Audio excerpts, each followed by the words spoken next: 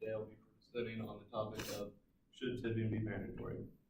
So today we'll go over why is it that we do tip. We'll do a study that gave the 5 reasons for why most people tip. Then we'll go into why should we tip. We have an article wrote by a server where she explained her views on it, why she feels that people should tip, and kind of the background on that. And then finally, we will go on the topic of, is this something that should change or that we could see change? All right, so why do we tip? It's something that's not mandatory, but it's very common for people to do. For vast majority of servers, bartenders, anybody in the service field, this is how they make most of their income. Hourly wages are usually just taken out of taxes. So there's a guy named Michael Lynn of Cornell University, and he served to pay for his whole way through college, and he came up with a study and delved into the 5 basic motives for why people tip. First was showing off, throwing money for your friends, showing that you can tip, that you can throw money in any sort of way. 2 was to help the server. A lot of people had friends or family members who worked in this field, and they understood that this is how people make their money in the service industry.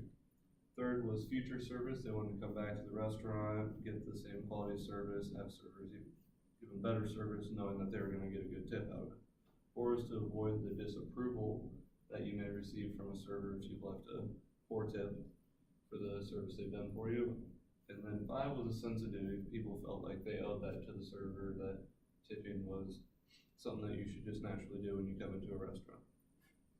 Then he went on to go into the topic of driving force behind how much people tip in each situation. 70% of the people in the study said that they just tip based off the bill, whatever the percentage was to line up with their bill. 30% said that it was left to other reasons such as service and the financial capacity that they were currently in. All right, why should we tip? So there was a server who wrote an article, sent it into UMass Media, and she broke down her experience as a server. She started out with the fact that minimum wage for servers is in Iowa is $4.35 an hour, and a lot of that goes to taxes. That a lot of that money hourly they don't receive.